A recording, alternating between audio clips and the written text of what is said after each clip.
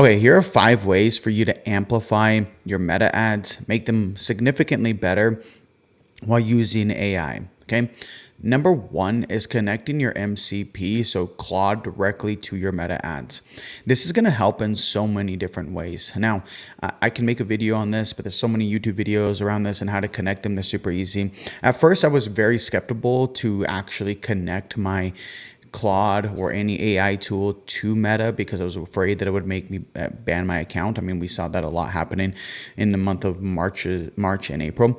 But they rolled out an official connector where it's an official connection and it has an actual partnership between Claude and Meta. And so I felt more comfortable and safe being able to actually connect those two.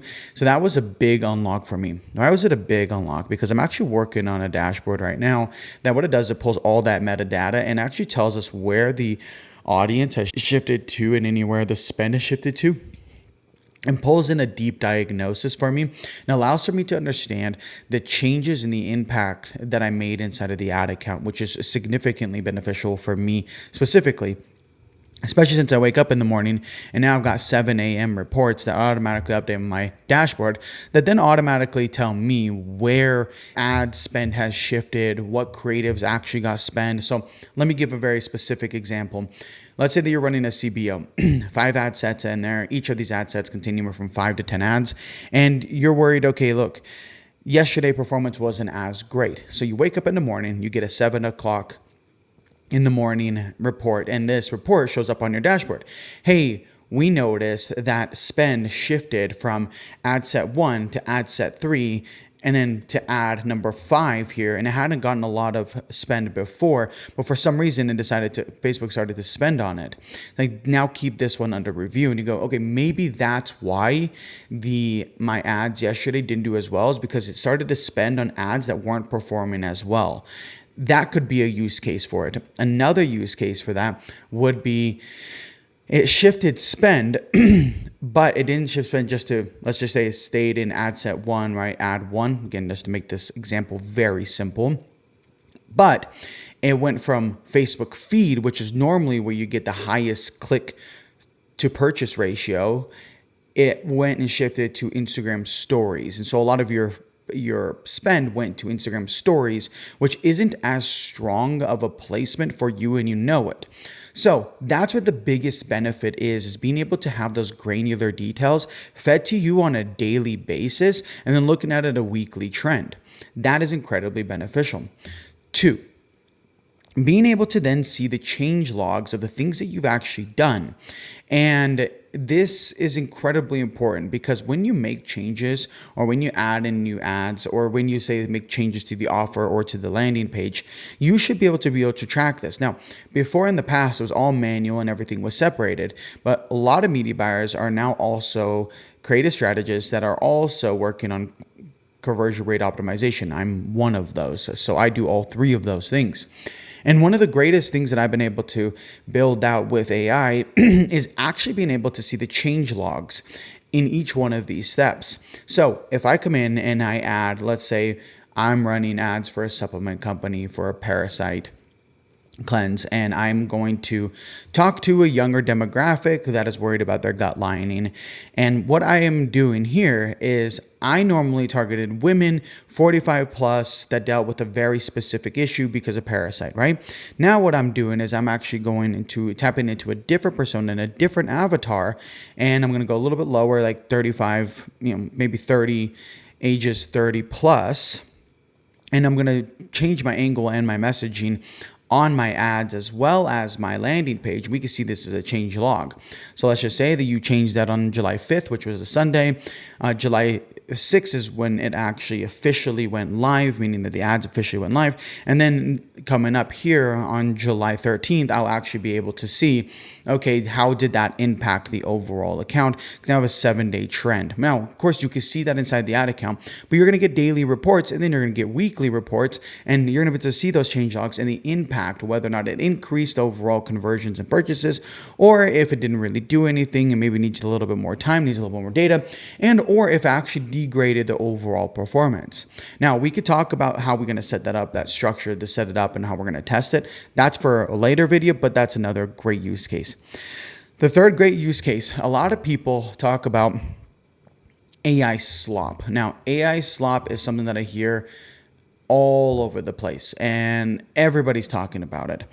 But here's the big issue. No one has been able to accurately define what AI slop. I've asked so many people. I mean, if you know exactly what AI slop is and you can accurately define it, please put it down below. I'd love to be able to hear it. For me, what I see AI slop as is this. Its inability to understand the depth of the knowledge of the thing you're trying to do. Okay, simply put, for me.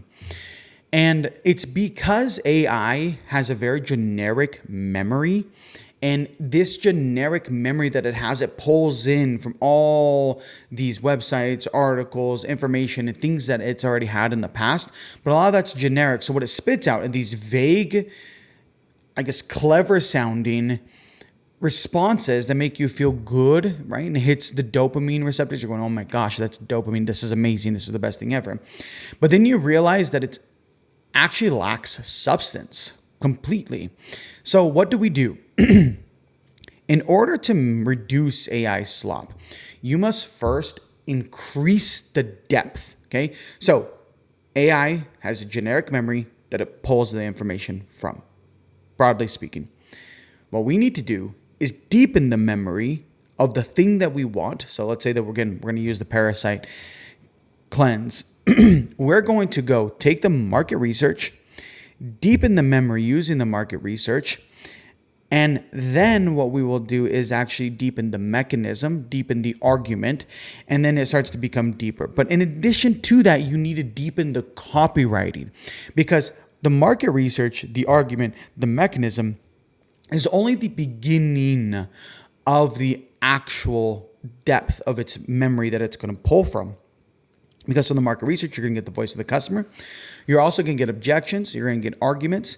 You're going to get market awareness and market sophistication. But in addition to that, you need to deepen its memory on the actual copywriting itself. So this means pulling it from your current copywriting library bank or anything that you know about copywriting and start to piece it together and deepen that memory. Then you're going to set up specific gates, right? I call them gates. You can call them QA, whatever it might be. And these gates you have to pass through each gate when it delivers the copy over to you in order for it to go, hey, this is worthwhile. This is something that actually works. And this is depth. And it gives you that depth. So that's what we're doing. We're deepening not only the market research and its knowledge about the customer and the voice of the customer, the awareness of the customer, but we're also deepening its knowledge about copywriting and creating specific gates that it must pass through and rank itself so that we are then able to see the depth that comes out with the copy. And that's something that's, I believe, to be incredibly important. So that for me is one of the best ways for us to even reduce AI slop. One of the best ways. Four is AI is really damn good at understanding patterns and pattern recognition, but again, it can do that in a very generic level. So your ability to actually train its depth and its memory on the actual patterns that you're seeing, it becomes more and more knowledgeable. So what you do is you create a feedback loop. This feedback loop every single time enriches the data and the depth of the memory that you're putting in there. So it starts to cycle like this. And that is such a beautiful cycle because it starts to get better and better and better and better and more and more knowledgeable about your ads. Again, I built out this dashboard specifically. So if you want it, there's a dashboard down below. You can go up there. You can grab the dashboard here. But what you're able to do with that dashboard is actually be able to see the way that it's learning, the way that it's growing, and the way that it's starting to learn more and more about your ad account. And that's what it needs in order to grow its depth. So out of the box, AI is really, really sloppy. And it's really, really sloppy because it lacks depth. And it lacks depth because the memory that it pulls from is incredibly generic. It's very simply put. And then 5 is one of my favorites. Now, AI is incredibly good at being able to, especially Gemini, create images. Super, super good at it. So being able to build out an entire workflow in which you know exactly what images are working, you know what you need to iterate on, you have your argument and your message and the depth of the knowledge from that, then you start to take that and you can go, then you can produce brand new ads within a couple of hours, maybe within an hour.